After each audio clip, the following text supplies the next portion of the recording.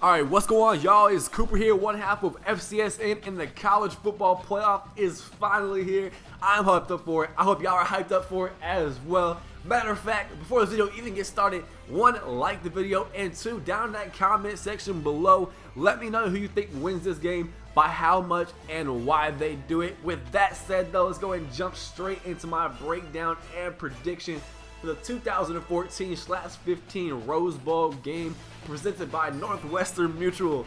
We've got Jameis Winston, we've got Marcus Mariota, we've got the Oregon Ducks, we've got the Florida State Seminoles, and everyone is trying to make it Heisman winner versus Heisman winner. Battle of the quarterbacks. I think it's out of their power. I think both of them are going to have tremendous ball games. I think they're both outstanding talents, and I think they're both going to have great games. I don't think they're going to turn the ball over. People were saying, oh, Jameis Winston, he's turnover prone. Yes, he has been, but the offensive line play has been inconsistent. Definitely some young wide receivers, but I think he will not turn the ball over like he has in this game. What we saw from Jameis Winston against Georgia Tech, I think we'll see that the same against Oregon. And of course, you can't stop Marcus Mariota. He's an unstoppable force. You can only hope to contain him.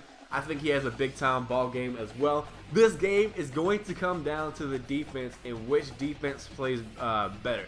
And the main headline on the defensive side of the ball is that Florida State has Lawrence Stample, Terrence Smith, and Eddie Goldman all back and healthy. And those guys up front, or Eddie Goldman and Stample up front, are monsters. I don't think Oregon's going to be able to run the ball very successfully going up the middle. Terrence Smith has acted like a spy in a couple games. Like Treon Harris in the Florida game, Everett Golson in the Notre Dame game. Just kind of following those mobile quarterbacks. He's done a great job with that. Had a pick six. It was a little bit lucky, but he had a pick six in the Florida game. I think him being back healthy will help as well. And on the Oregon side of the ball, their number one corner, Olomu, tore his ACL. You just hate that for a guy. You worked this whole season to put yourself in this position. He gets hurt in practice with a torn ACL. I just hate it for him. But that changes the game. It really is going to change the game, in my opinion. It changes my overall prediction. If he was healthy, I think what they would have done with him is similar to what Florida did with Vernon Hargreaves on Rashad Green. You take your number one corner, you just follow Rashad Green. Wherever he goes, you go sideline to sideline. You are just in his face. And that Jameis struggled. You see, he threw 4 picks in that Florida game because Rashad Green was taken away. He's an outstanding route runner. He does a great job of getting open. When you got a good cover corner like that, it makes it tough for him. Jameis doesn't have as much time to throw because the offensive line has been inconsistent. Better since Cam Irving moved to center, like I said. But it hasn't necessarily been as consistent as it needs to be. And so these young freshman wide receivers that Florida State's had they're tremendous athletes, but their route running leaves more to be desired, and that's why they've struggled. But he's out, and I think Rashad Green is now back in a factor in this game. I think he has a big type Rashad Green type of day. I think it's going to be a back and forth ball game. On the Oregon side of the ball, I think Florida State does a good job of containing Marcus Mariota within the pocket. They did that versus Clemson versus Deshaun Watson.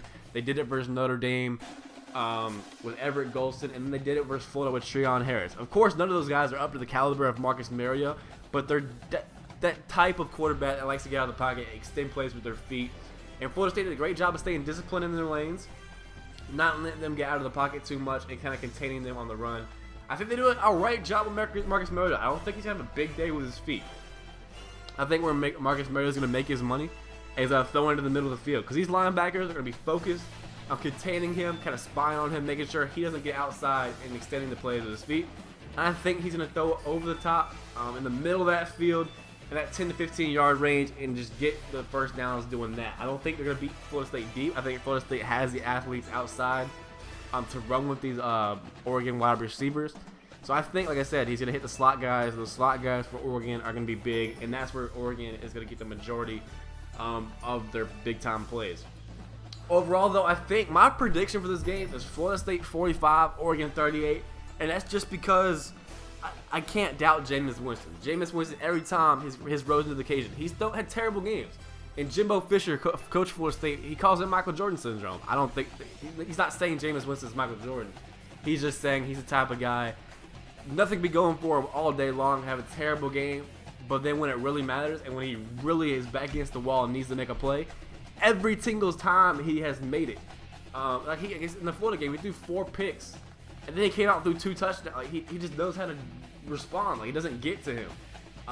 It's tough to doubt Florida State. Oregon is a tremendous team. I think it's going to be a back-and-forth game.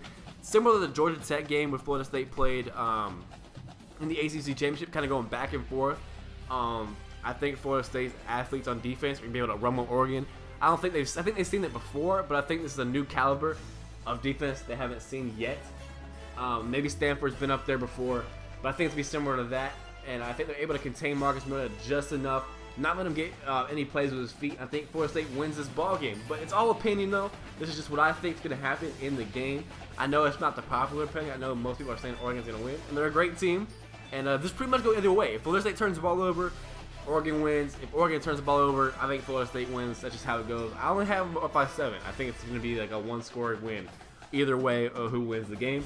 That's all I got, guys, in this video. Follow me on Twitter at CooperFCSN. Make sure y'all go follow me over there. If you want to talk any kind of sports, college football, I'm always on Twitter. It's a good place to reach me. Like the video if you enjoyed it. And like I said in the comment section below, let me know who you got. Hope y'all enjoyed the video. Have a great rest of your week, and I have a Sugar Bowl preview coming out later in the week as well. And this is Cooper, signing out.